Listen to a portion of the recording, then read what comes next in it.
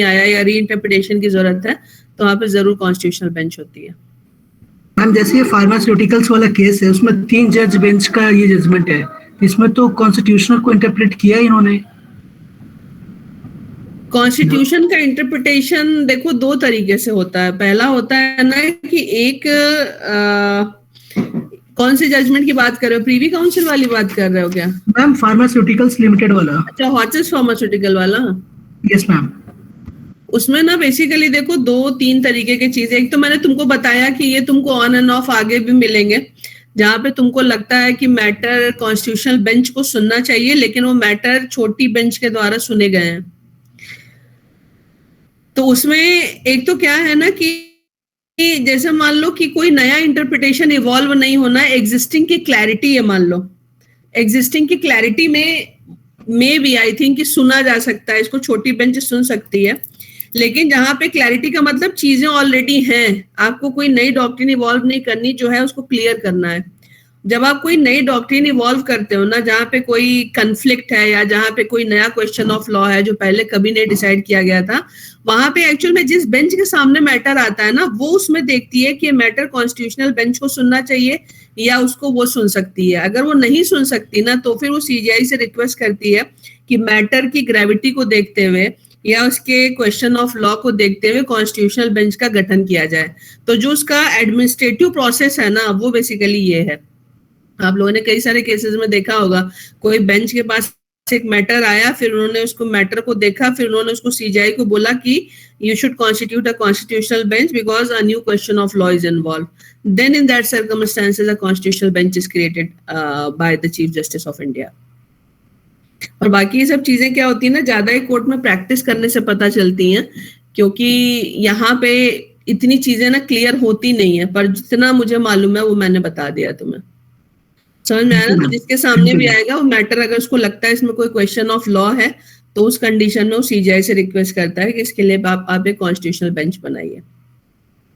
ठीक? Yes ma'am, thank you ma'am. हाँ ma'am.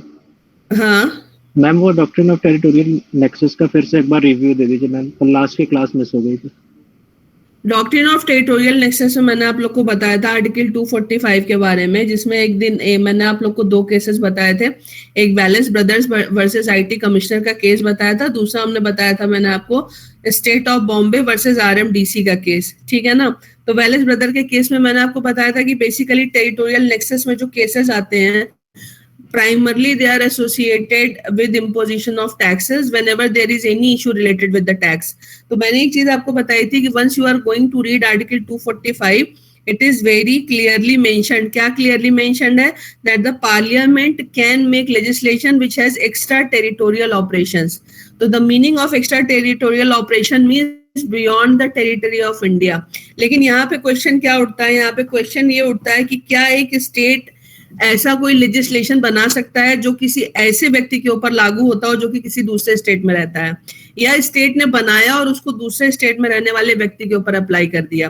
तो इसको लेकर के भी there are certain judgments of the supreme court जहां पर the supreme court has applied the doctrine of territorial nexus. जिसमें मैंने एक आपको Wallace brother versus IT commissioner का केस बताया था बॉम्बे का, जिसमें कि आपने देखा कि Wallace brother is a company which is registered in UK but they are operating in Bombay, और जो उनका प्रॉफिट है उसका मेजर जो पोर्शन आ रहा है वो बॉम्बे से आ रहा है। तो बॉम्बे ने क्या किया, उस कंपनी के ऊपर इनकम टैक्स इंपोज कर दिया। जब इनकम टैक्स इंपोज कर दिया, then the company is saying that we are not registered in India, so if we are not registered, IT Act of India cannot be applied upon us, क्योंकि वो कह रहे हैं that is beyond the territory of India, we are operating from UK, we are not operating from India. But here in the case of, and that was a judgment which was given by the Privy Council, and in this case the Supreme Court has said that because you are deriving majority portion of your profit from the state of Bombay, then you will have to pay taxes to the state of Bombay. तो tax का एक simple सा फंडा आप याद रखिएगा कि जहां से आप बेनिफिट ले रहे हो ना, वहां पे आपको टैक्स देना पड़ेगा। पहले एक बार मैं इसको खत्म कर लूं, फिर आप लोग के मैं सारे सवाल एक बार ना फिर रह जाएगा। तो पहले एक बार मुझे पूरा सुन लो, उसके बाद हम लोग क्वेश्चन आंसर ले लेंगे। जहां से आप प्रॉफिट को ड्रॉ कर रहे हो ना, वहां पे आपको टैक्स देना पड़ेगा। That was the case of Wallace brothers versus IT commissioner. और इसी तरीके से मैंने आपको स्टेट ऑफ बॉम्बे वर्सेस आरएमडीसी का केस बताया था, जिसमें मैंने आपको बताया था कि newspaper is going to be published from the Bangalore, लेकिन it is being circulated in the state of Bombay. कैसे सर्कुलेशन इसका बॉम्बे में ज्यादा है? क्योंकि एक प्राइस कंपटीशन ये एक ऑर्गेनाइज करते हैं न्यूज़पेपर के थ्रू, और जो उस प्राइस कंपटीशन में भाग लेगा उसको प्राइज मिलेगी। तो प्राइस कंपटीशन में भाग लेने के लिए भी कुछ फी होती है, और उसके बाद अगर आप जीतते हैं तो आपको प्राइज दिया जाता है। तो जो स्टेट ऑफ बॉम्बे था उसने एक लेजिस्लेशन बनाया प्राइस कंपटीशन से रिलेटेड या उस तरीके की जो भी प्रतियोगिताएं होती हैं उस पर टैक्स लगाने के लिए, और उस टैक्स के लेजिस्लेशन में उन्होंने इस न्यूज़पेपर पे भी टैक्स लगा दिया। तो न्यूज़पेपर क्या कह रहा है? The newspaper is saying that we are not operating from the state of Bombay but we are operating from the state of Bangalore. तो बैंगलोर से अगर हम ऑपरेट कर रहे हैं then how the legislation of the Bombay can be imposed upon us. So again in that case the supreme court has said that the circulation of this newspaper is highest in Mumbai because of this price competition. So because you are earning from Bombay, you are bound to pay taxes to the Bombay, and the doctrine of territorial will work in this case. And because you are earning from the state of Bombay, you are bound to pay taxes to the state irrespective of the fact that you are operating from the state of Bangalore. ये दो बड़े important cases थे। एक तीसरा case मैं आपको बताने जा रही हूँ, ये केस भी बहुत इंपॉर्टेंट है। The name of the cases Tata iron and steel company versus state of Bihar, AIR 1958 SC 452। Tata iron and steel company versus state of Bihar, AIR 1958 SC 452। जो Tata iron and steel company है इसको बस सिंपल सा समझ लीजिएगा ध्यान से। Tata iron and steel company जो है इसका जो रजिस्टर्ड ऑफिस है दैट इज इन बॉम्बे। जो इसका सेल्स ऑफिस है, सेल का जो हेड ऑफिस है that is in Calcutta, and the factory is working in state of Bihar. तो स्टील बनाते कहाँ है? स्टेट ऑफ बिहार में बनाते हैं ऑब्वियसली, बिकॉज वहां पे they easily get minerals. Head office कहाँ पे खोल रखा है? रजिस्टर्ड हेड ऑफिस जो है वो बॉम्बे में खोल रखा है, और जो सेल का हेड ऑफिस खोल रखा है वो कैलकाटा में खोल रखा है।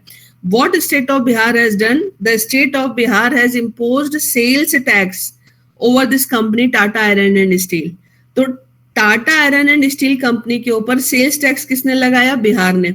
What is the argument of Tata Iron and Steel Company? The argument of Tata Iron and Steel Company is we are not selling steel in the state of Bihar, but we are just producing steel.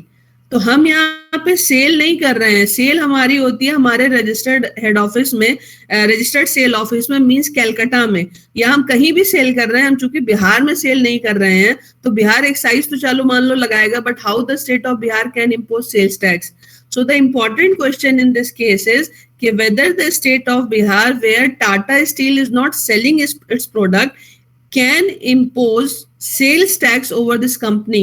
तो यहाँ पे supreme court ने इस case में क्या decide किया है? Supreme court is basically going to talk about in a way like a virtual sale. Virtual sale का मतलब क्या हुआ कि सपोज करिए a sale agreement is going to take place between Tata iron and steel company and some other company in Calcutta. मान लो कैलकाटा के head office में इन्होंने एक सेल एग्रीमेंट को एग्जीक्यूट किया जिसमें यह हुआ कि Tata iron and steel company एक पर्टिकुलर कंपनी को इतने टन स्टील देगी। Now that steel is not in Calcutta, but that has been produced in the state of Bihar. तो स्टेट ऑफ बिहार में जो भी स्टील का प्रोडक्शन हो रहा है उसमें से वर्चुअली उतना टन स्टील जो है उस कंपनी के नाम पे चला गया, क्योंकि अब वो वहां से निकलेगा, निकल करके उस लोकेशन तक जाएगा जहां पे उस कंपनी को इस स्टील को डिलीवर करना है, राइट। तो यहाँ पे सुप्रीम कोर्ट ने क्या बोला? At the time of the sale, means whenever the sale has been or the agreement to sale has been executed, it is presumed that the sale has already been concluded. तो आपने agreement कहीं पे भी किया हो, जैसे ही वो आपका एग्रीमेंट कॉन्ट्रैक्ट हो जाता है सेल का, वैसे ही जहां पे आपका प्रोडक्शन हो रहा है स्टील का वहां पे मान लिया जाता है कि उतना क्वांटिटी ऑफ स्टील जो है वो दूसरी कंपनी को ट्रांसफर हो चुका है। तो एक तरीके से जो वर्चुअल सेल है, एक्चुअल आप एग्रीमेंट कहीं पे कर रहे हो, जो वर्चुअल सेल है वहां वर्चुअल सेल है उसका जो वो एक्चुअल में एग्जीक्यूट वहां पे हो रही है जहां पे स्टील का प्रोडक्शन हो रहा है। And that's why in this case the supreme court has held that there is a territorial nexus between the state of Bihar and the Tata Iron and Steel Company, irrespective of the fact that in the state of Bihar, Tata Iron and Steel Company is not selling its product, but they are just manufacturing it. तो अगर आप manufacture भी कर रहे हो तो फिर एक रीजनेबल नेक्सेस है। नेक्सेस क्यों है? क्योंकि वर्चुअल सेल एक्चुअल में यहाँ पे एग्जीक्यूट हो रहा है, और चूंकि सेल यहाँ पे वर्चुअल यहाँ पे हो रहा है, तो फिर स्टेट ऑफ बिहार आपके ऊपर सेल्स टैक्स लगा सकता है। That is the case of Tata iron and steel company versus state of Bihar. अब यहाँ पे कोई क्वेश्चन है तो आप लोग बताइए, नहीं तो हम लोग नेक्स्ट केस में बढ़ते हैं, state of Bihar versus Charushila दासी। कुछ है सवाल आपका? बढ़ूं आगे फिर? Yes, ma'am. Okay, then let's come to the next case. The name of the case is State of Bihar versus Charushila दासी। ये बड़ा important case है। Facts इसके बड़े लंबे चौड़े हैं, मैं आपको बहुत plain and simple तरीके से बता रही हूँ। The citation of the case is AIR 1959 SC 1002। Charushila दासी जो है ना, she is a rich lady but she is widow। ये कभी अपने हस्बैंड के साथ रहती थी कैलकाटा में, और वहां पे काफी रिच लेडी थी, इनके पास काफी प्रॉपर्टी थी। इनके हस्बैंड की डेथ हो गई, उसके बाद ये आकर के सेटल हो गई बिहार में। ठीक है, she settled in Bihar. She has a son also, but subsequently her son also dies. उनके बेटे की भी डेथ हो गई। So after the death of her son, she decided to create a trust. इसको ध्यान से समझना, इसमें कुछ मुश्किल नहीं है, ध्यान से सुनोगे तो समझ में आ जाएगा। After the demise of her son she decided to create a trust. Trust deed अगर आप लोगों ने कभी देखा होगा तो आपको पता होगा कि basically there are two types of trust under the trust act. One trust is public trust and another trust is private trust. Private trust कैसे होती है कि मान लो किसी ने अपने माइनर बच्चे के नाम पे कोई ट्रस्ट बना दिया, किसी मंदिर के माइनर बच्चे के नाम पे कोई ट्रस्ट बना दिया, अपना कोई स्कूल खोला उसके नाम पे कोई ट्रस्ट बना दिया, कुछ लोग जो स्कॉलरशिप के लिए ट्रस्ट बनाते हैं। तो प्राइवेट ट्रस्ट में क्या होता है, the basic difference between the private trust and public trust is, private trust में जो इंटरेस्ट होता है ना, वो जिसका होता है वो लिमिटेड होता है। और प्राइवेट ट्रस्ट की दूसरी बात ये होती है कि the outsider can not contribute in any kind of monetary assistance or donation to such kind of private trust। यानी मान लो मैंने प्राइवेट ट्रस्ट बनाई ना, तो मैं अपनी प्रॉपर्टी या अपनी एफडी से ही हम बनाएंगे प्राइवेट ट्रस्ट। उसमें हम ये नहीं कहेंगे कि हम इसमें बाहर से भी पैसा लेंगे। तो प्राइवेट ट्रस्ट में दो बड़ी इंपॉर्टेंट चीजें होती हैं, उसका जो पर्पस होता है वो लिमिटेड होता है, and the most important thing is any outsider is not allowed to contribute any kind of financial assistance in private trust। और तीसरा एक जो इंपॉर्टेंट देखा जाता है कि प्राइवेट ट्रस्ट जब लोग बनाते हैं तो नॉर्मली जो क्लोज रिलेटिव या फैमिली मेंबर्स होते हैं वही उस ट्रस्ट के ट्रस्टी होते हैं। तो एक चीज आप याद रखना, जो ट्रस्ट को सेटल करता है ना, जो पहला ट्रस्ट बनाता है उसको सेटलर कहते हैं, और बाकी जो होते हैं उसमें ट्रस्टी होते हैं। कभी अगर आप ट्रस्ट डीड देखोगे then you will be able to understand that there will be only one settler and rest of the members would be trustees. तो अब यहाँ पे क्या है कि Charushila Dasi is the settler of a trust. ये तो हो गया settler of a trust, settler of the trust, and she is saying that this trust is a private trust. दूसरा जो पब्लिक ट्रस्ट होता है, what is the difference between the public trust and the private trust? Public trust में the interest of the public at large remains involved. ज्यादातर लोगों का, ज्यादा लोगों के इंटरेस्ट के लिए वो ट्रस्ट काम करता है। जैसे आप लोगों ने देखा शिरडी साईं बाबा ट्रस्ट हो गया, ठीक है, या बालाजी ट्रस्ट हो गया, यानी मंदिरों के जो ट्रस्ट होते हैं, जो गुरुद्वारों के ट्रस्ट होते हैं, ये क्या करते हैं, they are the public trust.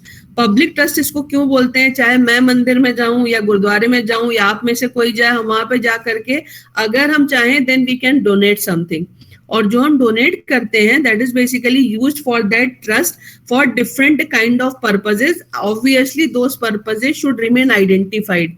तो आइडेंटिफाइड में क्या होगा कि हाँ ये ट्रस्ट हॉस्पिटल चला रहा है, ये स्कूल चला रहे हैं, ये धर्मशाला चला रहे हैं, ये फ्री में खाना खिला रहे हैं, बहुत सारी चीजें होती हैं। तो the basic difference between the public trust and the private trust is, public trust में anybody can contribute and the largest public interest is involve. तो पब्लिक ट्रस्ट में भी कई बार आप देखोगे कि पब्लिक ट्रस्ट में जब आप बनाते हो then you apply under a particular clause where the government grants you tax exemption। आपके ऊपर टैक्स नहीं लगेगा। प्राइवेट ट्रस्ट के केस में क्या होता है, प्राइवेट ट्रस्ट में भी टैक्स नहीं लगता because you are not earning anything out of that trust, you have created it for a particular purpose, for from your own money and for your own purposes, तो वहां पे भी tax नहीं लगता। यहाँ पे जो केस है state of Bihar versus Charushila Dasi का, इसको आप ऐसे समझिएगा कि Charushila Dasi in the remembrance of her son she has created a trust, she is a settler, और उस सेटलर के साथ साथ उन्होंने अपने कुछ ट्रस्टी रखे हुए हैं, ठीक है, उसमें कुछ ट्रस्टी हैं। इस ट्रस्ट का काम क्या होगा, ट्रस्ट का काम होगा कि वो एक हॉस्पिटल बनाएगा और मंदिर बनाएगा। This is the basic purpose of the creation of this trust. इसमें पैसा कहाँ से आएगा, इसके लिए इन्होंने अपनी जो इनकी प्रॉपर्टी है उसकी टोटल एनुअल इनकम से पैसा आता है, और इसमें इन्होंने जो इसकी जो टोटल वर्थ है उस समय ये लगभग 88,000 रुपीज के आसपास है, ठीक है ना। तो अब इन्होंने क्या किया, 88,000 रुपीज का एक लमसम अमाउंट से इन्होंने बेसिकली दो पर्पस के लिए ये ट्रस्ट क्रिएट किया हुआ है, एक तो है हॉस्पिटल बनाना और दूसरा है मंदिर बनाना। अब इसमें इन्होंने क्या किया, she is the settler and she has made certain trustees. यहाँ पे इंपॉर्टेंट चीज क्या है, the state of Bihar has made a legislation and the name of the legislation is the Bihar Hindu religious trust act 1950, the Bihar Hindu religious trust act 1950। और इस trust act में इन्होंने क्या किया, इन्होंने ये किया है कि through this trust act they will impose taxes on public trust, public trust पे वो टैक्स लगाएंगे, ठीक है। यहाँ पे इन्होंने क्या किया, इन्होंने चारुशीला दासी को एक नोटिस इशू किया और नोटिस इशू करके उनको बोला कि आप जो है इस टैक्स एक्ट में, ट्रस्ट एक्ट में के अंतर्गत according to the provision of the trust act you will pay us certain amount of money as tax. इसमें इन्होंने दो चीजें करी हैं, what the tax officials basically have done in this case. The first thing is they have imposed tax and the second important thing is they are saying that because this trust is a public trust and this is not a private trust, so under this act we are allowed to impose tax. मतलब आपका trust जो है, आपकी trust deed में लिखा हुआ है कि ये प्राइवेट ट्रस्ट है, बट एक्चुअल में हम इसको पब्लिक ट्रस्ट मानते हैं, और चूंकि ये पब्लिक ट्रस्ट है so you will have to pay taxes to the state of Bihar. Charushila Dasi has certain objections. वो द फर्स्ट ऑब्जेक्शन इज अच्छा, दूसरा इन्होंने क्या किया, जब टैक्सेबल इनकम को इन्होंने कैलकुलेट किया है टैक्स अथॉरिटीज ने इस एक्ट में, so what they have done, they have also included the income generating from the property which is situated in Calcutta। ये इंपॉर्टेंट चीज आप याद रखिएगा, एक तो प्राइवेट ट्रस्ट ना मान के पब्लिक ट्रस्ट माना, पब्लिक ट्रस्ट मान के टैक्स लगाया, टैक्स जिस इनकम पे लगाया है उसमें उस प्रॉपर्टी को भी इंक्लूड कर दिया है जो कि कैलकाटा में सिचुएटेड है। The main objection is Charushila Dasi is the nature of the trust is private, so this is not covered under this trust act which has been enacted by the state of private trust है, और चूंकि private trust है तो ये जो आपका Hindu religious trust act enacted by the state of Bihar है, that shall not be applicable over her trust. That is the first thing. And the second thing she is saying कि even suppose अगर हम ये मान भी लेते हैं कि the trust is not private, then to at least the property which is situated in Bihar, the income which is going to be generated from that property, that cannot be taxed by the state of Bihar because that is beyond the territorial purview of the state. यानी state of Bihar के beyond है, तो आप property को count करने में जो property Bihar में उसको तो आप कर सकते हो, जो बिहार के बाहर है उससे जो इनकम जनरेट हो रही है उस पर आप टैक्स नहीं लगा सकते. So for this against the order of this state of Bihar authorities, she has filed a writ petition before the Patna High Court. वहां पे इन्होंने एक रिट पिटिशन लगाई. हाई कोर्ट ने इनको क्या बोला? High court has said that the nature of the trust is private. और इन्होंने ये बोला कि इसमें इन्होंने दो चीजें बोली. एक तो इनका जो हॉस्पिटल था दैट वाज प्योरली चैरिटेबल, और इन्होंने बोला जो मंदिर ये बना रही हैं दैट मंदिर is basically for the personal use. Personal use का मतलब क्या होता था? इन्होंने एक मंदिर बनवा दिया था, दूसरा मंदिर बनना था, ये खुद उस मंदिर में जाकर के हर दिन जो है वो पूजा करती थी और इस मंदिर को अपने पर्सनल टेम्पल की तरह यूज किया करती थी. So what Basically, the High Court has said in this case, the High Court has said that the temple has been built for the personal use. And on the basis of the content of the trust deed, it is very much clear that the nature of the trust deed is private. So the state of Bihar cannot impose tax over this trust of Mrs Charushila Dasi. तो ये high court ने judgement दे दिया. इस judgement के against में आपने देखा स्टेट ऑफ बिहार अपील में गई है. That's why in this case state of Bihar is the appellant. Now the matter has been brought before the supreme court and the supreme court has to decide two things. दो चीजें supreme court को decide करनी है. The first thing is the nature of trust, because if the trust is private then the tax can not be imposed.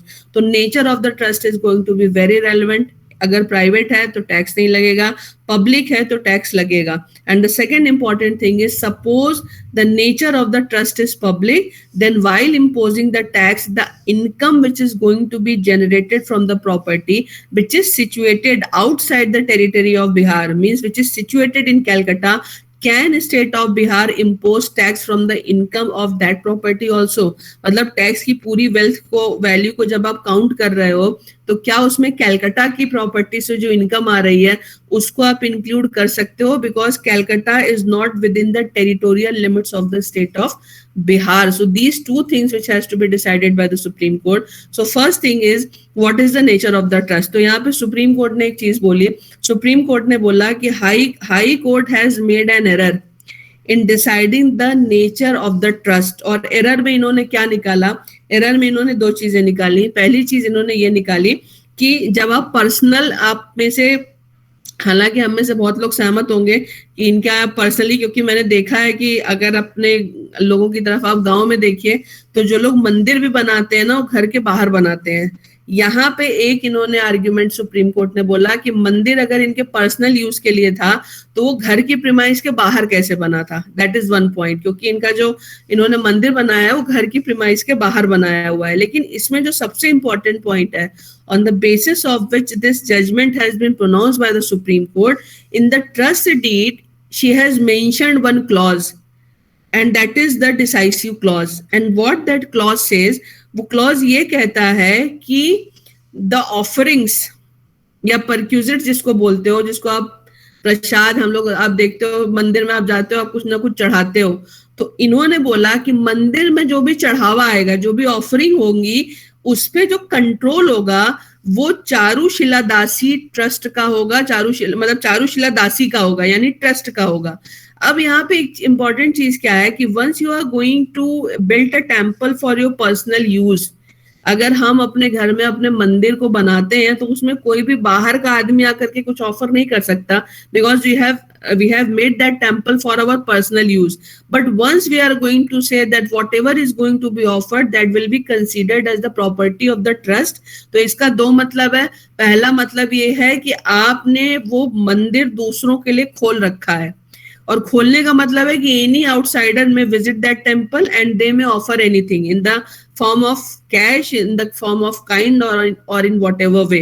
तो आपने जैसे ही ये clause डाला कि अगर कोई बाहर का व्यक्ति मंदिर में कोई चीज ऑफर करेगा तो वो ट्रस्ट की प्रॉपर्टी हो जाएगी. तो दो चीजें क्लियर हुई. The first thing is in that temple the outsiders are allowed. बाहर का व्यक्ति अलाउ है, और अलाउ होने के साथ साथ वो सिर्फ दर्शन ही नहीं कर सकता, बल्कि अगर वहां पे कुछ दान करना चाहे या कुछ ऑफर करना चाहे तो भी वो कर सकता है. And that is the fundamental reason that you have mentioned this thing as a clause, as a clause of your trust deed, where you are saying that whatever is going to be offered, that will belong to the property of the trust. तो इन्होंने बोला कि ये जो आपका है. अच्छा, तीसरा इन्होंने चीज, the third important thing which has been decided by the Supreme Court in this case is, the Supreme Court has said that in the trust deed it is not mandatory that all the members should be from the family. So एक आध occasion ऐसे इसमें example मिले जहां पे इन्होंने बाहर के लोगों को भी उसका ट्रस्टी बनाया था. तो अगर आप लोग को याद हो तो one day I was discussing the difference between lease and license, और मैंने उसमें आप लोगों को बताया था कि some time the content shows that this is license but the intent shows that this is lease. So you can apply the same doctrine here also, because the content says that the trust is private, lekin the manner it is going to be operated, and one particular clause which says that the whatever is going to be offered in the temple that will belong to the trust, it clearly indicates that the nature of the trust is not private but it is a public trust. मैंने अभी आपको बताया था दोनों में main difference ये होता है कि पब्लिक ट्रस्ट में कोई भी जाके दान कर सकता है, प्राइवेट ट्रस्ट में आप अपनी प्रॉपर्टी, अपनी संपत्ति को ही से जो इनकम जनरेट होती है उसी को आप ट्रस्ट की प्रॉपर्टी मानते हो. तो यहाँ पे the supreme court has held that on the basis of the content as well as the intent of the settler, it is very much clear that the nature of the trust is not private but it is public, and once it is public in nature, according to the act, the tax can be imposed. अब दूसरा इसमें सवाल आया, पहला चीज तो clear हो गया कि ट्रस्ट जो है प्राइवेट ना होकर के पब्लिक है. Now the second important question is whether the tax authorities can impose taxes upon the income which is going to be generated from the state of Calcutta, from the Calcutta. तो यहाँ पे supreme court ने बोला कि income कहीं से भी generate हो रही हो, because you are utilising that income in the state of Bihar, क्योंकि वो आपकी ट्रस्ट की प्रॉपर्टी में शोन है और ट्रस्ट के एक्सपेंसेस में आप उस इनकम को आप इंक्लूड कर रहे हो. तो ट्रस्ट की ओवरऑल प्रॉपर्टी को इवैल्यूएट करते समय कैलकाटा से जो इनकम आपकी हो रही है उस इनकम को भी उसमें इंक्लूड किया जाएगा, because the trust is being registered in Bihar and it is operating from Bihar. So this is not material that where the property is situated. The important thing is the income which is going to be generated from that property that is going to be utilized in the state of Bihar. So there is a reasonable nexus between the legislation and the property which is situated beyond the territorial limits of the state of Bihar. So this imposition of tax which has been made by the authorities of state of Bihar, that is constitutionally valid on the basis of the application of doctrine of territorial nexus. ये बात आप लोग को समझ में आ गई. So this is the case of state of Bihar versus Charushila Dasi. तो इन्होंने इसमें दोनों चीजें डिसाइड करी. पहली चीज ये डिसाइड किया कि नेचर जो है ट्रस्ट का वो प्राइवेट ना होकर के पब्लिक है, और दूसरा इन्होंने बताया कि ट्रस्ट की जो इनकम काउंट की जा रही है उसमें प्रॉपर्टी कहीं भी सिचुएटेड हो. इंपॉर्टेंट चीज ये है कि उससे जो इनकम जनरेट हो रही है उसको आप स्टेट ऑफ बिहार में यूटिलाइज कर रहे हो. So because of this reason the supreme court has held that the imposition of tax which is basically which has been made by the authorities of the state of Bihar, that is constitutionally valid after the application of doctrine of territorial nexus. ये बात समझ में आ गई. अगर आप लोगों को कुछ पूछना है तो आप लोग पूछ सकते हो, नहीं तो फिर हम लोग आगे बढ़ते हैं. समझ में आ गई बात? Yes, ma'am. बढ़ू आगे. मैम जस्ट वन थिंग, कि जो ट्रस्ट पब्लिक हुआ या प्राइवेट नहीं था, इसके लिए एक वही आपने जो कंटेंशन लिया ना, जो क्लाउज दिया हुआ था, यदि वो नहीं होता तो फिर इसको प्राइवेट मान सकते थे. बिल्कुल, जैसे उन्होंने ये लिख दिया ना कि इसमें जो भी चढ़ावा आएगा वो ट्रस्ट की प्रॉपर्टी माना जाएगा. इसका मतलब वहां पे ऑफरिंग अलाउड है, और जो भी पर्सनल, जैसे हम लोग के घर में मंदिर होते हैं, इसमें बाहर के लोग थोड़ी ना अलाउ होते हैं कि आकर के कुछ ऑफर करें. तो अगर आपने बोला कि ऑफरिंग अलाउड है तो इसका मतलब बाहर का व्यक्ति आ सकता है. अच्छा, दूसरा ये था वो मंदिर इनके घर के प्रीमाइस के बाहर था, जिसको कि इन्होंने बोला है कि हाई कोर्ट ने इसको ध्यान नहीं दिया था. सुप्रीम कोर्ट ने बोला कि वो मंदिर इन्होंने घर के बाहर बनाया था, और ऑब्वियसली घर के अंदर अगर आप बनाओगे तो बाहर के लोग कहाँ आएंगे. तो बाहर आपने बनाया है, बाहर के लोग आकर के ऑफर करते हैं, तो इसका मतलब कोई भी जाके वहां चढ़ावा चढ़ा सकता है. और जब वो कुछ चढ़ाता है, कोई कुछ चीज ऑफर कर रहा है, तो वो ट्रस्ट की प्रॉपर्टी होगी. इसलिए चूंकि कोई भी कंट्रीब्यूट कर सकता है, so the nature of the trust is public, because that is something which is very fundamental in deciding the nature of the trust. Ma'am लेकिन जो चढ़ावा कर रहे हैं तो वॉलंटरली कर रहे हैं ना, तो जो करना चाहते हैं हो रही है ना, लेकिन प्राइवेट ट्रस्ट है ना, यदि वॉलंटरी दे रहे तो दे. प्राइवेट नहीं होगा. जैसे आप मंदिर में जाते हो, आप शिरडी साईं बाबा जाओ या आप गुरुद्वारे में जाओ या किसी भी वैष्णो देवी आप चढ़ाते हो ना, तो आपको कोई फोर्स थोड़ी ना करता है कि आप चढ़ाओ. ये पुरानी परंपरा है जिसके कारण लोग ऑफर करते हैं. और इसलिए मैंने एक बार आप लोग को टेम्पल इकोनॉमी के बारे में शायद बताया होगा कि जब इंडिया का जीडीपी में कंट्रीब्यूशन बहुत ज्यादा था तो यहाँ पे टेम्पल इकोनॉमी चलती थी. So basically the temples were the centre of prosperity of the region, और वहां पे उस जो भी ऑफरिंग की जाती थी हर आदमी अपनी शक्ति के हिसाब से चढ़ाता था और उस पैसे का इस्तेमाल पूरे एरिया या गांव के डेवलपमेंट के लिए किया जाता था और वो प्रैक्टिस अभी भी चलती चली आ रही है। तो आज भी जिस भी मंदिर में आप जाते हो जहाँ पे पब्लिक अलाउ है, वहां जिसकी इच्छा होती है वो चढ़ाता है और उसी पैसे से वो मंदिर चलता है ना। तो जहां पे आपने ऑफरिंग अलाउ कर दी वहां पे that is a very essential part to decide that whether the trust is private और पब्लिक इन नेचर। मैम वो जो पॉइंट है द पब्लिक नेचर ट्रस्ट, जो नेचर है उसका ट्रस्ट का public nature, that has been very well appreciated. लेकिन जो टेरिटोरियल नेक्सस है उस प्रॉपर्टी का which is located in Calcutta and the property located in Bihar, whatever the incomes were accrued from Calcutta, तो ये how will effectively be established that there is territorial nexus between the income of the property located in Calcutta and the property located in Bihar? देखो इसमें दो चीजें होती हैं। पहली there lies some delicacy. दो चीजें याद रखना, ये आगे भी आपके काम आएंगी। पहली चीज इनकम कहाँ से जनरेट हो रही है और दूसरी इनकम का यूटिलाइजेशन कहाँ पे हो रहा है। अभी मैं वोडाफोन का केस बताने जा रही हूँ आप लोगों को, इसमें भी यही है, इनकम कहाँ से जनरेट हो रही है और उसका यूटिलाइजेशन कहाँ पे हो रहा है। तो बाहर जनरेट हो रही है, यूटिलाइजेशन इंडिया में हो रहा है, या इंडिया में जनरेट हो रही है, यूटिलाइजेशन बाहर हो रहा है। तो यहाँ दो चीजें होती हैं। आइडियली अगर आप देखोगे ना तो इनको दोनों जगह टैक्स देना पड़ेगा, कैलकाटा में भी देंगी और बिहार में भी देंगी। क्योंकि बिहार में इसलिए देंगी क्योंकि उस इनकम का यूटिलाइजेशन ये स्टेट ऑफ बिहार में कर रही है। तो जहां पे आप ट्रस्ट की टोटल वैल्यू को काउंट कर रहे हो ना, वहां पे टोटल वैल्यू को काउंट करने में उससे जो होने वाली इनकम को भी काउंट कर रहे हो, irrespective of the fact that where the property is situated. तो जहां पे आप यूटिलाइजेशन करोगे वहां पे आपको टैक्स देना पड़ेगा, जहां से आप जनरेट करोगे वहां से भी आपको टैक्स देना पड़ेगा। जैसे अभी मैंने वैलेस ब्रदर्स का केस बताया या आरएमडीसी का केस बताया, वहां पे क्या था, चल रहा है बैंगलोर से लेकिन इनकम जनरेट कर रहा है बॉम्बे से। तो चूंकि हमसे पैसा कमा रहे हो तो हमको पैसा दोगे। तो दोनों चीजें इंपॉर्टेंट है, कहाँ पे जनरेट हो रही है ये भी इंपॉर्टेंट है, कहाँ पे यूटिलाइज हो रही है ये भी इंपॉर्टेंट है। So I think you got your answer Asif. Well, utilization that's understandable, but won't it amount to double jeopardy? कि उसको यहाँ पर भी टैक्स देना पड़ रहा है, वहाँ पर भी टैक्स देना पड़ रहा है, इनकम तो भी एक ही है, इनकम का सोर्स भी एक है। नहीं, तो तुम ये देखो ना, अभी जब तुम्हारा जीएसटी नहीं था तो कितने लेवल के टैक्सेस लगते थे।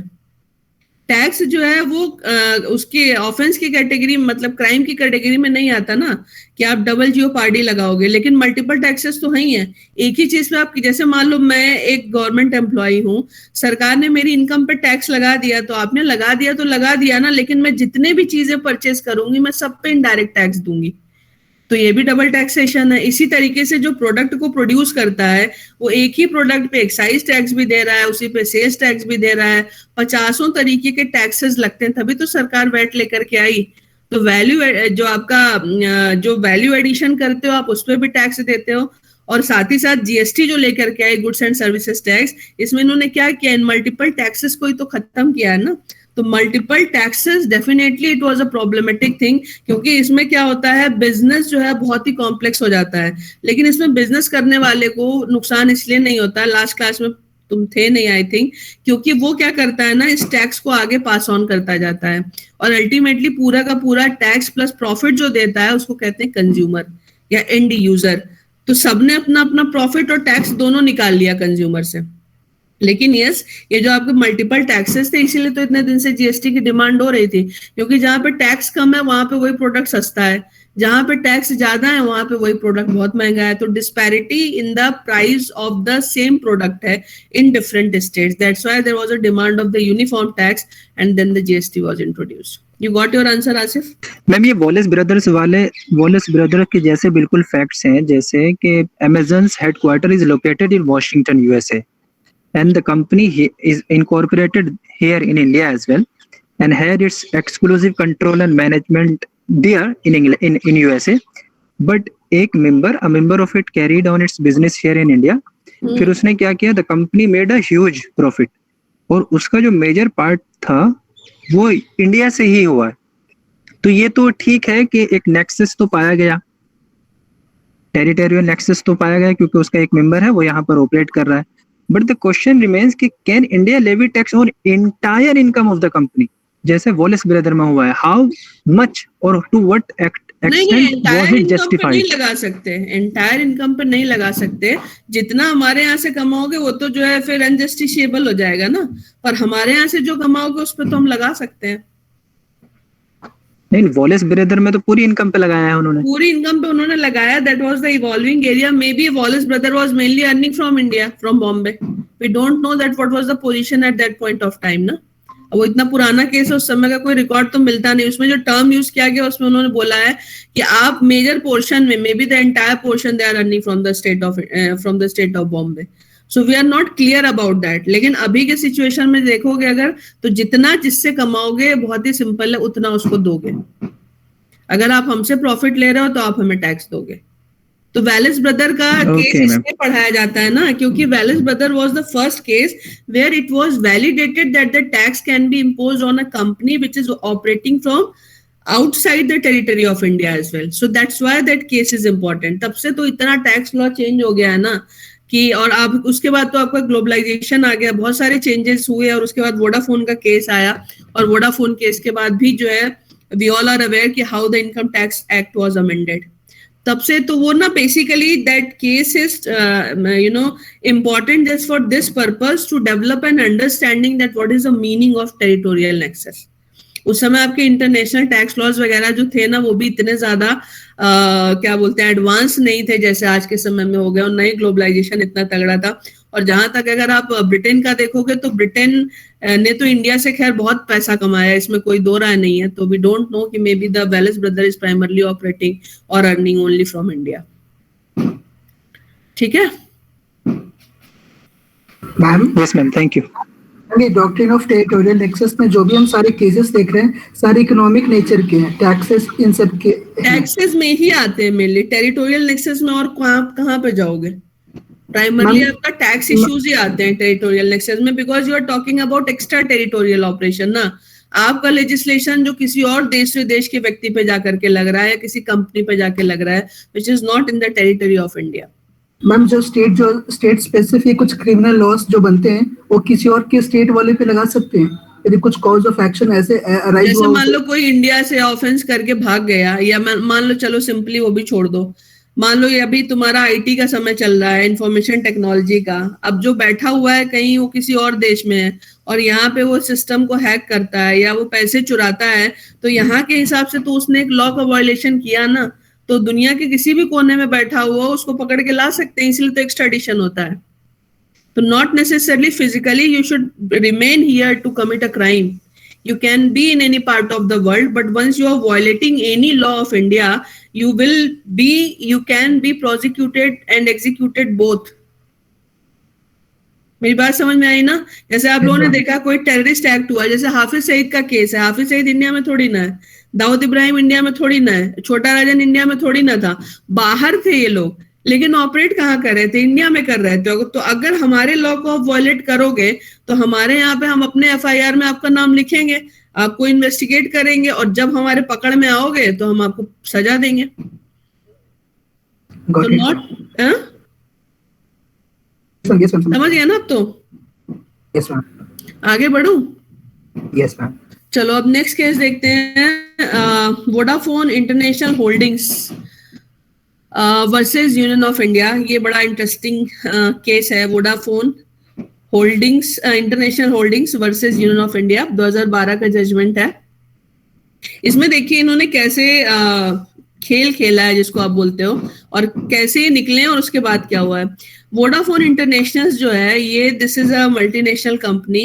It is not registered in India but it is registered, it is incorporated in Netherlands.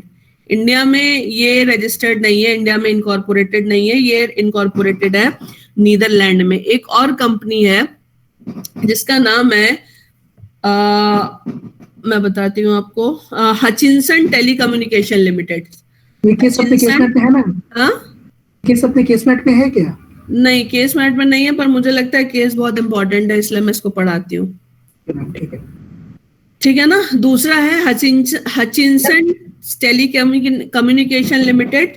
ये जो है आपकी, ये केमैन आइलैंड में रजिस्टर्ड कंपनी है, ये भी इंडिया में रजिस्टर्ड नहीं है, ठीक है।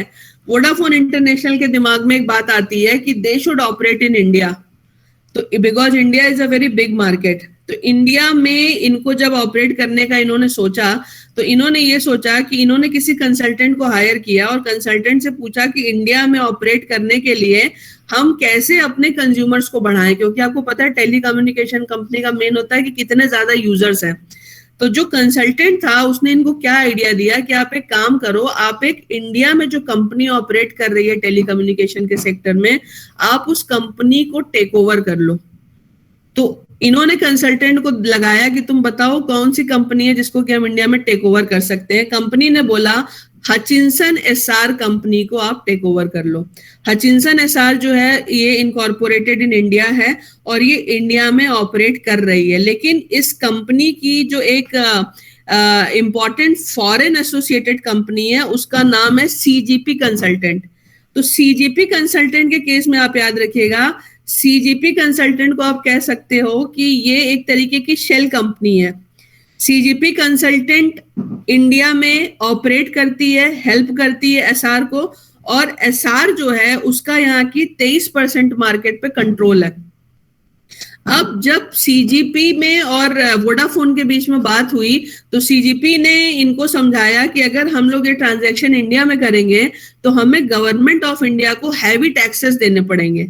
तो इन्होंने क्या बोला, इन्होंने बोला आप एक काम करो, आप ये जो डील है ना ये हचिंसन के थ्रू करो, क्योंकि ये हचिंसन जो है ये केमैन आइलैंड में रजिस्टर्ड है, ये हमारे थ्रू इंडिया में मत करो। तो यहाँ पे दो एंटिटी क्रिएट हो गई, एक वोडाफोन जो कि नीदरलैंड में रजिस्टर्ड है, एक आपकी हचिंसन जो कि आपकी इनकॉर्पोरेटेड है केमैन आइलैंड में। तो अब इन्होंने क्या किया, इन्होंने 67% शेयर इस कंपनी का खरीद लिया। जब 67% इस कंपनी का खरीद लिया then definitely they became the major stakeholder, company के जो कंट्रोल है उसको लेकर के भी और अदरवाइज भी। यहाँ पे जो इंडिया के आईटी ऑफिशियल्स थे they were very closely monitoring all these things and they realise कि this thing has been done just to evade the tax. यहाँ पे ये कर सकते थे, इन्होंने नहीं किया, इंडिया के बाहर किया है, सिर्फ इसलिए किया कि इंडियन इनकम टैक्स अथॉरिटीज इनके ऊपर टैक्स ना लगाएं। जैसे ही वोडाफोन ने कैप्चर किया, मतलब इसको टेक ओवर किया और वोडाफोन एसआर बना और इंडिया में ऑपरेट करना शुरू किया, यहाँ के आईटी ऑफिशियल्स ने इनको टोटल टैक्स वैक्स मिला करके 22,000 करोड़ का नोटिस पकड़ा दिया कि हमें आप इतना पैसा दोगे, because there is a capital gain in this transaction. तो जब इन्होंने बोला कि कैपिटल गेन और आप हमें यहाँ पे टैक्स हमको दोगे, तो वोडाफोन ने बोला कि we are not covered under the IT act of this country, because both the companies which has participated in this entire transaction, they are not registered in India but they are operating from outside India. Matter high court में आया। High court ने high court में Vodafone से high court ने पूछा कि आपने CGP consultant से डायरेक्ट डील क्यों नहीं करी। तो इन्होंने बोला कि सीजीपी कंसल्टेंट से अगर हम डायरेक्ट डील करते तो हमारी डील इंडिया में होती, और जब हमें इंडिया में हम डील करते तो हमें टैक्स देना पड़ता। जब सीजीपी कंसल्टेंट का पूरा ब्यौरा निकाला गया तो पता चला कि सीजीपी कंसल्टेंट की खुद की कोई वर्थ नहीं है, जो भी ये इनकम जनरेट करते हैं वो पूरी की पूरी एसआर को फॉरवर्ड करते हैं। तो इसका मतलब क्या था, इसका मतलब ये था कि CGP was just a shell company and they were transferring their all profits and all benefits to SR। तो इसका मतलब हाई कोर्ट ने ये बोला कि ये जो आपने पूरा प्रपंच या कहानी रची है, that has been done with this intention so that आप इंडियन टैक्स अथॉरिटीज को टैक्स ना पे करें। So this is something which is not acceptable even if you are going to apply the doctrine of equity, because if you are generating money or generating profit from the people of this country, then you are bound to pay taxes to the government of India। तो high court ने इनको क्या बोल दिया, high court ने इनको बोला कि आप जो है इस पे टैक्स दोगे। अब हाईकोर्ट को जब ने वोडाफोन को जब बोला कि आप इस पे टैक्स दोगे, then the Vodafone has filed a petition before the supreme Court. जब सुप्रीम कोर्ट के सामने मैटर आया तो वोडाफोन ने सुप्रीम कोर्ट के सामने बोला कि हमने जो एसआर हचिंसन को जो हमने टेक ओवर किया, तो हचिंसन एसआर को जो हमने टेक ओवर किया है, तो टेक ओवर करने से हमारे पास उनकी पूरी की पूरी लाइबिलिटी ट्रांसफर हुई है, हमने उनको पैसा दिया है और हमें यहाँ पे पहली बात कोई कैपिटल गेन नहीं हुआ है, and all above because both the parties are not incorporated and registered in India, in any case the Indian income tax act can not be applied upon us. तो सुप्रीम कोर्ट ने क्या किया, supreme court ने यहाँ पे बाकी चीजें छोड़ दी, ये भी छोड़ दिया कि हचिंसन ने इनको इतना बड़ा इंडिया में मार्केट दिया वोडाफोन को, ये भी छोड़ दिया। ये भी मान लिया इन्होंने कि वोडाफोन को एक्चुअल में कोई टैक्स गेन हुआ नहीं है, शेयर ट्रांसफर हुआ है, शेयर के साथ साथ कंपनी की लायबिलिटी ट्रांसफर हुई है। लेकिन सुप्रीम कोर्ट ने ये नहीं माना कि जो हचिंसन एसआर का जो कंज्यूमरशिप था वो पूरा का पूरा बेस भी वोडाफोन को ट्रांसफर हुआ है। तो इन्होंने बोला कि कंपनी चूंकि बाहर रजिस्टर्ड है और यहाँ पे एसेट्स में बेसिकली शेयर ट्रांसफर हुए हैं, मनी के टर्म्स में कोई जनरेशन नहीं है, तो आप इनके ऊपर कैपिटल गेन टैक्स नहीं लगा सकते, और स्पेशली आप इसलिए भी नहीं लगा सकते हो because both the countries are operating from outside India. तो according to the doctrine of territorial nexus, this legislation, this income tax act shall not be applicable upon these two companies because they both are not registered in India. तो extra territorial operation आप अपने law का कर रहे हो जो कि आप नहीं कर सकते हो, इसीलिए हाई कोर्ट का डिसीजन जो है सुप्रीम कोर्ट ने मान लिया कि गलत है, और सुप्रीम कोर्ट ने बोला वोडाफोन के ऊपर टैक्स नहीं लग सकता। पर सुप्रीम कोर्ट के इस जजमेंट ने that has caused massive financial damage to the Indian government. तो इसके बाद जो प्रणब मुखर्जी जी थे, who was the finance minister at that point of time, they decided to amend Indian Income Tax Act. But why I am telling you this case of Vodafone here, I am discussing this case because here the Supreme Court has reversed the decision of the High Court, और high court का judgement यहाँ पे सही था, supreme court का judgement यहाँ पे गलत है, क्योंकि सिंपल सी बात थी कि हचिंसन यहाँ से पैसा कमा रहा था, अब वो पैसा वोडाफोन कमाएगा। तो जब आपको पूरी एक मार्केट मिली और आपको गेन हुआ, then how you can say that you can not pay taxes to the government of India.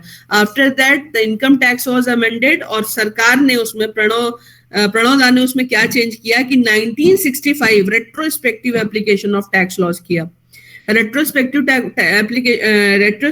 Amendment किया टैक्स लॉस को, और उन्होंने बोला कि 1965 से जितने ट्रांजैक्शन हुए हैं हम हर ट्रांजैक्शन पर टैक्स लगा सकते हैं। And after that there was a very strong resentment on the behalf of the different multinational companies and foreign investors, and they said that if the government of India is going to continue with this policy, then it is going to be extremely difficult for us to operate in India. So ultimately बाद में सरकार ने इसको retrospectively apply करने से मना कर दिया, but obviously there were amendment in the income tax act, और अब जो अमेंडमेंट कर दिया है उसमें इन्होंने साफ साफ ये बहुत क्लियर कर दिया है कि आप अगर यहाँ से किसी भी तरीके के प्रॉफिट को लेके जा रहे हो, मतलब जहां से जनरेट हो रहा है और जहां पे यूटिलाइजेशन हो रहा है, in both the circumstances the tax can be imposed by the income tax authorities of this country. So that was the judgement of Vodafone. और इसको जब आप आगे क्लैरिटी में देखोगे तो the next case which is prescribed in your syllabus, and that is GVK industries limited versus income tax officer. ये जो है आपका, ये आपको वोडाफोन वाला केस समझ में आ गया। मेनली आप ये समझना कि इन्होंने इस टैक्स के परव्यू से बाहर किया इस बेसिस पे because both the companies were not registered in India. तो उन्होंने बोला ये बाहर रजिस्टर्ड है इसलिए इनके ऊपर या इस ट्रांजैक्शन के ऊपर टैक्स नहीं लगेगा, लेकिन ये जजमेंट मेरे हिसाब से तो गलत है और हाईकोर्ट का जजमेंट जो है वो सही था। तो आगे बढ़ूं मैं जीवीके इंडस्ट्रीज लिमिटेड के केस पे।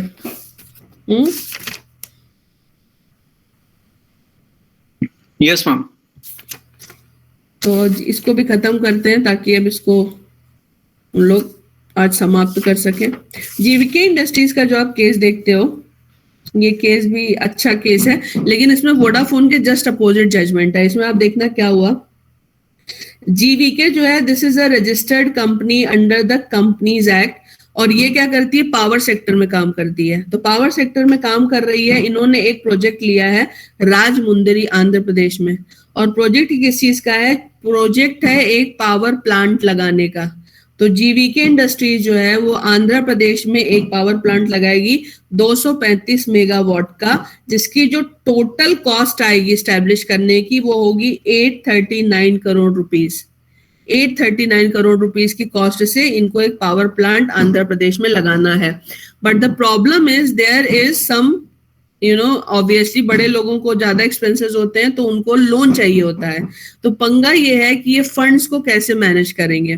तो फंड्स को कैसे मैनेज करेंगे, इसके लिए इन्होंने क्या किया, they have contacted a company. The name of the company is ABB, project and trade finance international limited. इसका नाम याद रखिएगा, ABB project and trade finance international limited. This is a non resident company, Indian company नहीं है. This is a non resident company registered in Switzerland. इसका जो base है वो स्विट्जरलैंड है. अब इसमें खास बात आपको क्या देखनी है, ये कंपनी का कोई भी ऑफिस इंडिया में नहीं है. ये सिर्फ कंसल्टेंसी प्रोवाइड करती है. और कंसल्टेंसी किस चीज की, आपको फाइनेंशियल असिस्टेंस कैसे मिलेगी. तो basically the GVK has taken the assistance of this ABB. और ABB ने इनको क्या बोला, ABB ने इनको बताया कि आप इतना पैसा IDBI से ले लो और बाकी पैसा जो है वो इंटरनेशनल फाइनेंस कॉर्पोरेशन से आप कैसे लोगे. So basically they facilitated all such things, and on the basis of all these arrangements and the assistance which was provided by ABB to GVK Industries, the money was collected. पैसे को मतलब fund release हो गया, इनका काम चल गया. अब जब इनका काम चल गया तो ऑब्वियसली ABB ने बोला कि भाई हमारा जो हमारी कंसल्टेंसी फी है आप वो दो. जब इन्होंने बोला कि आप हमारी कंसल्टेंसी फीस दो तो इन्होंने जो अमाउंट रेज किया वो किया लगभग 5.5 करोड़ रुपए का. मतलब 5.5 करोड़ रुपए as a consultancy fee GVK जो है वो ABB को देगी. And obviously because they are the big company so they charge this much.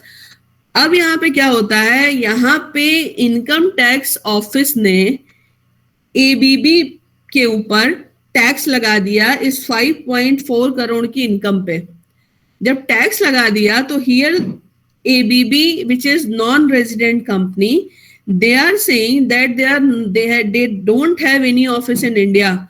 They are not operating in India. So obviously the tax cannot be imposed over this company. इसके ऊपर tax लग ही नहीं सकता क्योंकि इस पूरे के पूरे प्रोसेस में ये कहीं भी एक्टिवली इन्वॉल्व नहीं थे and we were just giving the consultancy. But remember again here the important thing is if their ABB was not involved or any commercial angle was not involved, then how ABB has generated the invoice of 5.4 CR rupee against GVK. इन्होंने कैसे 5.5 करोड़ रुपए का bill उनको पकड़ाया. अगर आपने bill पकड़ाया तो GVK is a company which is operating in India. And once the company is going to pay to ABB, definitely ABB is going to draw its profit from the union of India. तो यहाँ पे जब matter supreme court में आया तो Supreme court ने Vodafone वाली गलती नहीं करी है. और गलती ना करने का एक कारण और भी है कि सब्सिक्वेंटली देयर वाज, क्योंकि वोडाफोन का जो केस हुआ था उसने सरकार के कान खड़े कर दिए और सरकार को लगा कि this is through this way basically the tax evasion and tax avoidance both the things are going to be very easy. तो उन्होंने बोला कि इसको कंट्रोल करने की जरूरत है and because of that they amended the income tax act. और इनकम टैक्स एक्ट के सेक्शन 9 में इन्होंने जो अमेंडमेंट किया है इसको जरा ध्यान से सुनिएगा. They have added section 9(1) and section 9 में बेसिकली 9(1) एंड 9(7) में इन्होंने अमेंडमेंट किया. 9 में इन्होंने क्या अमेंडमेंट किया है, all income accruing or arising whether directly or indirectly through or any business connection in India or through or from any asset or source of income in India or through the transfer of a capital asset situated in India. यानी India से किसी भी तरीके से अगर कोई profit आप ले रहे हो, चाहे आप किसी एसेट से ले रहे हो, चाहे बिजनेस कनेक्शन से ले रहे हो या किसी और सोर्स से आपकी इनकम जनरेट हो रही है, मतलब जनरेटिंग पॉइंट इनकम का इंडिया है. चाहे आप किसी कंपनी से ले रहे हो, किसी एसेट से ले रहे हो, किसी एग्रीमेंट से ले रहे हो, जैसे भी ले रहे हो, लेकिन अगर वो इंडिया से जनरेट हो रही है तो उस कंडीशन में आप दुनिया के किसी भी कोने में हो आपको टैक्स देना पड़ेगा. That was the first amendment. दूसरा जो इसमें इन्होंने किया, income by way of fees for technical services payable by a person who is a resident except where the fee are payable in respect of service utilized in a business or profession carried on by such person outside India or for the purpose of making or earning any income from any source outside India. यानी आपका source भले बाहर हो लेकिन आप उसका utilisation India में कर रहे हो. वही मैं जो बातें आपको बोल रही थी ना कि where you are going to utilize it and where you are going to generate it. If generating from India, you will pay. If you are utilizing in India, you will pay. So on the basis of this amendment, supreme court ने ये जो आपका GVK का case था इसमें supreme court ने साफ साफ बोला कि there is a reasonable ground and this doctrine of as per the doctrine of the territorial nexus जो ABB है, though this is a non-resident company, not operating from India, but because they are accruing profit from an Indian company, so they are bound to pay taxes to the income tax authority or to the government of India. तो अब आप देखो कि जीवी, इसीलिए मैंने आपको Vodafone का केस पढ़ाया था कि वोडाफोन से जीवीके तक आते आते जजमेंट में कितना चेंज आया है. And the main credit goes to the amendment of income tax act जिसमें मेनली जो है सेक्शन 9 की बात यहाँ पे हम लोगों ने करी है. तो basically I think now it is clear to all of you that what is the meaning of doctrine of territorial nexus. किसी भी तरीके का कनेक्शन, अगर आप किसी भी तरीके से रिलेटेड हो, obviously most of the cases are related with tax laws क्योंकि इस तरीके के मैटर ज्यादा आए हैं.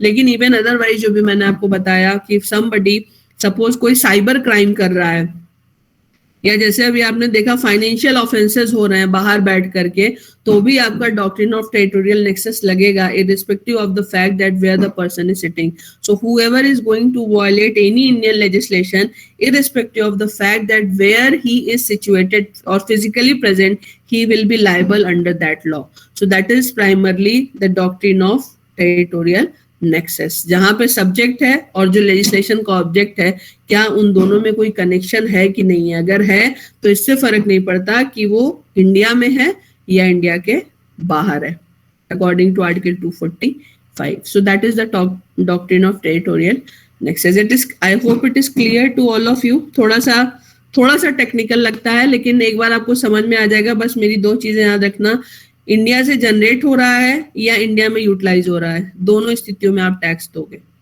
That is the most fundamental part of the doctrine of territorial nexus. Clear है? Yes ma'am. एक बार इसको देख लेना तुम लोग, हो सकता है थोड़ी सी कंफ्यूजन हो, पर मैंने काफी कोशिश करी है कि बहुत क्लियर तरीके से तुम लोग को बताऊं और आप लोगों को इसमें दिक्कत ना हो.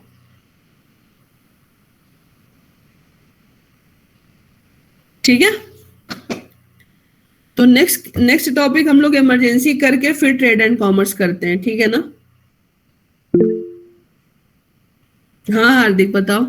मैम एग्जाम पर्सपेक्टिव से कौन सा सबसे ज्यादा इंपॉर्टेंट डॉक्ट्राइन है जिससे क्वेश्चंस काफी ज्यादा आते हैं? ये जो टॉपिक 7 है ना बहुत इंपॉर्टेंट है. इसमें कई बार 2 से 2.5 क्वेश्चन आते हैं और इसमें टेरिटोरियल नेक्सस बहुत इंपॉर्टेंट है. इसमें आपका रिपग्नेंसी बहुत इंपॉर्टेंट है. रेजिडरी, इसमें कलरेबल लेजिस्लेशन को छोड़ के बाकी सारे इंपॉर्टेंट है. कलरेबल लेजिस्लेशन पे उतने केसेस हैं नहीं. कलरेबल लेजिस्लेशन का सिंपल सा मतलब होता है what you can not do directly, you can not do indirectly also. अगर मैंने कहा कि आप कान नहीं पकड़ सकते दाहिने हाथ से, तो आप हाथ घुमा करके कान नहीं पकड़ सकते. That is the meaning of colourable legislation. तो जैसे मैंने आप लोग को बताया था ना कि प्लेनरी पावर को एक्सरसाइज करते करते एंसिलरी पावर में चले गए, दैट इज फाइन. लेकिन एंसिलरी पावर को एक्सरसाइज मेनली आप करने की कोशिश करके प्लेनरी में नहीं घुस सकते, वो कलरेबल लेजिस्लेशन होगा. कलरेबल लेजिस्लेशन का मतलब है कि आप प्रोहिबिटेड हो, आपको नहीं करना चाहिए, बट आप इनडायरेक्टली उसको करने की कोशिश कर रहे हो. That is the meaning of doctrine of colourable legislation. उस पर कोई खास जजमेंट है नहीं, बट वो कहीं भी एक्सरसाइज हो सकता है.